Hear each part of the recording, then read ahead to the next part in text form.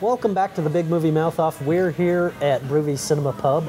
Also, our kind sponsors, we're talking about films and reviewing them. I'm Jeff Weiss with MSN Entertainment. And I'm Jimmy Martin with Slug Magazine. You can find the Big Movie Mouth-Off on Xfinity Channel 6 and also on their on-demand system under Utah On Demand, Salt Lake Alternative. It says Big Movie Mouth-Off right there on that little tab. Click it, movie reviews galore.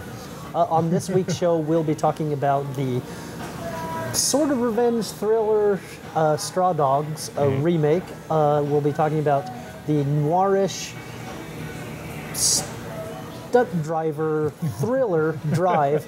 But we start this week's show with a pandemic film, Contagion, from director Steven Soderbergh. In it, it's never really said exactly what we should call this virus. An aggressive type of flu that's spreading across the world, and now it's up to the World Health Organization and CDC possibly stop a panic and hopefully come up with a cure. All-star cast, by the way. Matt Damon, Kate Winslet, Lawrence Fishburne, Marion Cotillard, Jude Law, and briefly Gwyneth Paltrow. I think it's everybody. Yeah. Everybody in Hollywood's in it. Exactly. I think Steven Soderbergh traded on some favors. Everybody got a memo. Yes. To show up on set. Yeah. It was a groundbreaking ceremony for a new factory. Did she mention seeing anyone who was sick? Anyone on a plane, at the airport? No, she said she was jet lagged. The average person touches their face 3 to 5 times every waking minute. In between, we're touching doorknobs, water fountains, and each other. Matt. No, go up to your room, honey. So we have a virus with no treatment protocol and no vaccine at this time. You had a seizure this morning, Beth. Do you have a history of seizures? No. Allergies? As of last night, there were 32 cases. Unfortunately, she did die. Right. Can I go talk to her? Mr. Amoff, your wife is dead. What are you talking about? Okay. What happened to her? What happened to her? Is there any way someone could weaponize the bird flu? Is that what we're looking at? Someone doesn't have to weaponize the bird flu. The birds are doing that. Watch this. It's transmission, so we just need to know which direction. On day 1, there were 2 people, and then 4, and then 16. In 3 months, it's 1 billion. That's where we're headed. You know, I like this film, I do.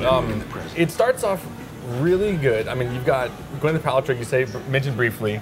I think from the trailers, most people know that she gets sick. Yes. I will say that. So, and Matt Damon is her husband who has to, deal with it, and then everything just goes to hell. My issue, though, is that you've got so many actors and actresses crammed in this film, no one really gets a chance to shine. Right. That's my problem with it. I mean, you've got Damon, and not that anybody does a poor job. No. But it's just like, as much as I'm getting invested in this one, then all of a sudden, he or she will disappear for a good 40 minutes. Yes, if I could liken it to something, it would be like Traffic, but less enthralling. Yeah. Only it's disease rather than Traffic. Well, and although I will say this, you say that not everybody gets screen time to shine. One person did for me, and that's actually Jude Law's character, who when he's introduced, he sort of comes off as a crackpotish conspiracy theorist that takes a semi-sinister turn. And I wish, actually, that the film were from his perspective. And appears to be chimeric in origin. Virus is 15 to 19 kilobases in length and containing 6 to 10 genes. Typical of a paramyxa virus, potentially King a Kong, mutant on... and Frankenstein, all in one. Hold on. I'll call you back. And you've got it in there, haven't you? Oh, really? Look, Where'd it get come away from here, Military, Alan. You're not a industrial, doctor and you're not a modified writer. organism. Yes, I am a writer. Yes, I am. Blogging is not writing. It's graffiti with punctuation.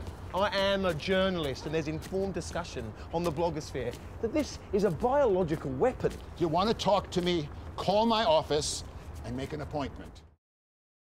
I think it would be a better, more focused film. That being said, however, this really reminded me not of Outbreak, it reminded me of The Andromeda Strain, which is a Michael Crichton novel that was turned into both a TV movie and an infinitely better 1971 science fiction thriller from Robert Wise, the guy who made West Side Story and Sound of Music.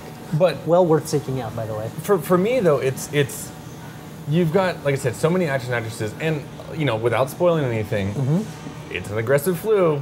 People die.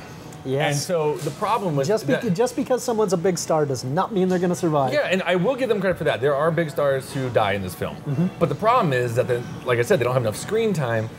I didn't really care.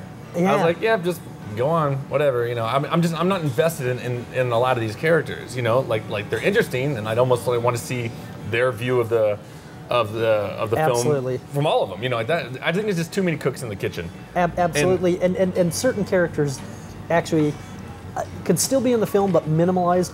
For example, Lawrence Fishburne's character, I think, gets too much screen time.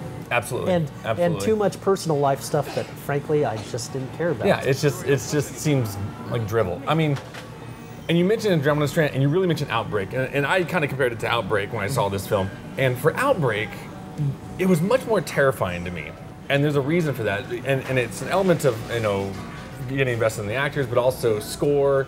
A lot of other things, and that's one of the main things that I have a huge problem with Soderbergh in this film, is that Soderbergh traffics somewhat, but really his Ocean's 11 movies are very hip movies. It's hipster, it's kind of a funky soundtrack, and he brings that into this film.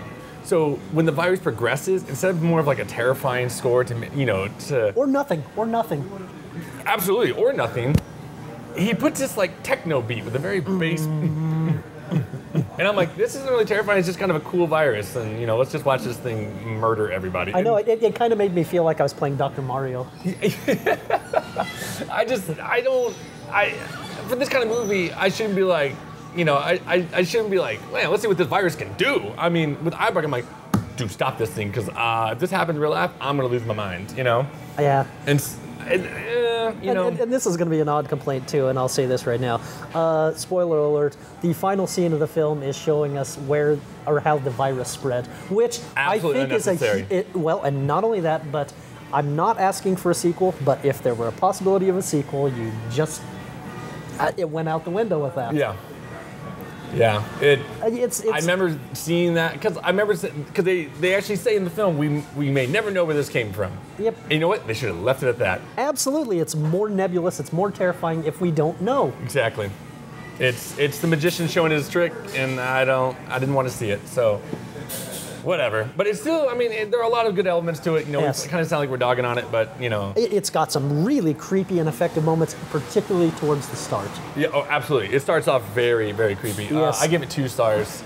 More for the acting, but I kind of like to pinpoint it down to one actor. And see, I liked Jude Law quite a bit in it, and I liked Matt Damon, and I liked the initial creepiness, and the fact that it's a science fiction thriller that's thinky.